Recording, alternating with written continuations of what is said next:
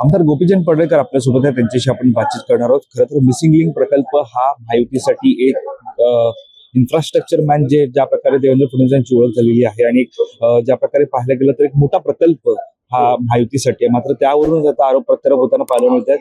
पहिल्या पावसामध्ये झालेली दरड कोसळ आणि यावरून आता असं म्हटलं जातं की मिसिंग लिंकचा प्रकल्प हा मोठ्या प्रमाणात हवाढव्य खर्च करून बांधला. बघा, मिसिंग लिंक सारखा एक चांगला प्रकल्प राज्य सरकारनं पूर्ण केलेला आहे आणि त्याचा लाखो लोकांना रोज फायदा होतोय. पहिला पाऊस होता, नैसर्गिक आपत्ती आहे, दरड कोसळली आहे. दरड कोसळून काही भाग हा मिसिंग लिंक वरती पडला होता. माननीय मुख्यमंत्री महोदयांनी या संदर्भामध्ये अत्यंत स्पष्टपणे काल निवेदन सभागृहामध्ये केलेलं आहे आणि ज्यांनी कुणी टीका केलेली आहे त्यांना त्यांच्या भाषेतच त्यांनी उत्तर दिलेलं आहे. त्यामुळे आता ज्यांनी कधी विकासच केला नाही, ज्यांनी कुठले असे प्रकल्पच राबवलेले नाहीत, त्या लोकांनी यावरती बोलणं हे हास्यास्पद आहे असं माझं मत आहे. चंद्रयान 3 सुद्धा संपूर्ण भारतासह देशभरामध्ये त्याचं जे सक्सेसफुल झालं होतं त्याच्यावरून सुद्धा अनेकदा चर्चा होती. मात्र त्याचं आता मिसिंग लिंकशी जोडण्यामध्ये महाविकास आघाडीच्या काळामध्येच हा मार्ग तयार करायचं ठरलं होतं आणि परत त्याच्यावरती काही काल माननीय मुख्यमंत्री 14 कारण देऊन परत फाईल बंद करून टाकली होती. अरे, ज्यांना काम करायचं नाही, ज्यांना कुठली योजना आणायची नाही, त्यांनी अशा गोष्टीच्या मुळामध्ये जाण्याची गरजच नाही.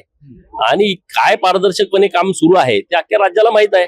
माननीय मुख्यमंत्री महोदयांचं कालचं सभागृहातलं भाषण जरी नीट विरोधकांनी ऐकलं, मुंबईमध्ये काय काम सुरू आहे, महाराष्ट्रामध्ये काय काम सुरू आहे, परत ते कधीच असे छोट्या मुलांसारखे प्रश्न कधीच उपस्थित करणार नाही. तर पायाभूत सुविधा आणि चंद्रयान 3 सारखे प्रकल्प यांची तुलना होऊ शकते.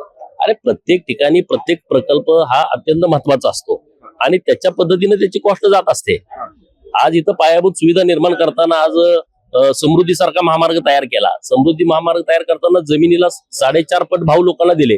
खर्च वाढणारच ना. शक्तीपीठ महामार्ग आता नव्याने येतोय. शेतकऱ्यांच्या काय मागण्या आहेत त्याच्याबद्दल जर सरकारने एखादी भूमिका घेतली तर तुम्ही त्याच्यावरती टीका करणार, असं नाही करता येणार. राजकीय प्रश्न शरद पवार काल विधान भवनामध्ये आले होते आणि साधारणतः त्यांनी एकनाथ शिंदे यांची जी काय त्यांची भेट झाली त्यावरून राऊत म्हणतात की महाविकास आघाडीमध्ये राष्ट्रवादी काँग्रेस पक्षाची विश्वासार्हता कमी म्हणजे होती कधी ती कमी व्हायला. राऊतांना आधीच कळायला पाहिजे होतं 2019ला भाजप बरोबर युती तोडताना किंवा भाजपच्या पाठीमध्ये खंजीर खुपसताना, तेव्हा तुम्हाला कळायला पाहिजे होतं तुम्ही काय करताय ते.